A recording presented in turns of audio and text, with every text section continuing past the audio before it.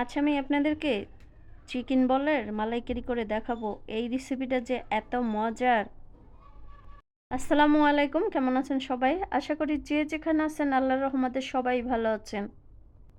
বুকের যে মাংসটা থাকে হাড় ছাড়া, এখান থেকে আমি 250 গ্রাম মুরগির মাংস নিয়েছি।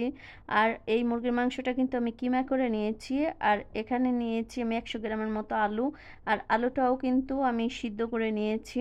এবারে আমি হাত দিয়ে ভালো করে কিমার মতো করে ডলে মিহিন করে নিব।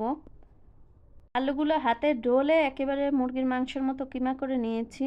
আর মুরগির মাংসের সাথে একসাথে এখন দিয়ে দিলাম, এবারে দিয়ে দিলাম স্বাদ মতো লবণ, আর দিয়ে দিলাম হাফ চা চামচ কালো গোলমরিচের গুঁড়া, দিয়ে দিলাম হাফ চা চামচ ভাজা জিরার গুঁড়া, আর হাফ চা চামচ গরম মশলার গুঁড়া, আর দিয়ে দিলাম কর্নফ্লাওয়ার, আর দিয়ে দিলাম পেস্ট কুচি, আর এখানে দিয়ে দিলাম কিছু কাঁচামরিচ কুচি। সব কিছু দেওয়ার পরে একসাথে ভালো করে মিশিয়ে নিছি। এবারে আমি বলগুলো বানিয়ে নিব।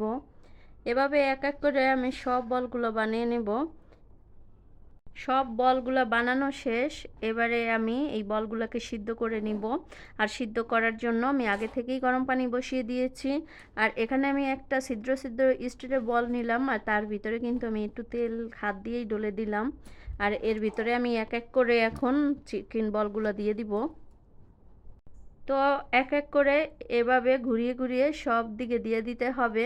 তো দেওয়া হয়ে গেলে আমি সুন্দর করে ঢেকে দিব 10 থেকে 15 মিনিটের জন্য। 10 থেকে 15 মিনিট পর্যন্ত আমি ঢাকনা দিয়ে ঢেকে চিকেন বলগুলো সিদ্ধ করে নিয়েছি। আর এটা কিন্তু খুবই শক্ত হয়ে গেছে, অনেক সুন্দরভাবে সিদ্ধ হয়ে গেছে। এবারে সবগুলো এক এক করে তুলে নিব। তো সবগুলো তুলে নিয়েছি। এবার আমি আগের থেকেই চুলায় তেল বসিয়ে দিয়েছিলাম। গরম তেলের ভিতরেই আমি চিকেন বলগুলো একটু ভেজে নেব হালকা হালকা করে। তো এভাবে এক এক করে আমি একসাথে অনেকগুলো দিয়ে দিব। তো যেহেতু আমি অনেকগুলো চিকেন বল একসাথে বানাইছি, সেহেতু কিন্তু একসাথে সবগুলো দেওয়া যাবে না। তো যতগুলো দেওয়া গেছে অতগুলো দিয়েছি। আর আমি এইভাবে লাল লাল করে একটু ভেজে নিব। তো সবগুলোই এক এক করে ভাজা হয়ে গেছে, এবার চুলা থেকে তুলে নিব। মালাইকারি করার জন্য এখানে আমি নিয়েছি এলাচ, দারচিনি, কাজু বাদাম, তেজপাতা, কিশমিশ আর পেস্ট। এগুলো সব একসাথে করে আমি একটু বেটে নিব। মশলাটা একটু পাটায় বেটে রেখে দিয়েছি। আর এখানে আমি তেল দিয়ে দিলাম।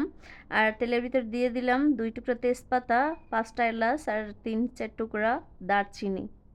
এর ভিতরে দিয়ে দিলাম 1 কাপ পরিমাণ পেস্ট আর হাফ কাপ পরিমাণ তেল। এই চিকেন বলটা করাই একেবারেই সহজ। পোলাও অথবা ভাত অথবা পরোটা যে কোনো জিনিস দিয়েই খাওয়া যায়। পেস্টটা একটু লাল লাল করে ভেজে নিয়েছি। এর ভিতরে একটু দিয়ে দিলাম হালকা করে হলুদের গুঁড়া। আর হলুদের গুঁড়াটা দিলাম একটু সামান্য কালার চলে আসবে সেজন্য। পেঁয়াজ, বাদাম, গরম মশলা যেগুলো আপনাদেরকে দেখিয়েছিলাম সেগুলো পাটায় বেটে নিয়েছিলাম, সেই মশলাটাও দিয়ে দিলাম। আর এবারে ঝালের জন্য দিয়ে দিলাম শুকনো মরিচের গুঁড়া 1 চা চামচ। এবারে এক এক করে সব মশলাগুলো দিব। এখানে দিয়ে দিলাম ধনিয়ার গুঁড়া হাফ চা চামচ,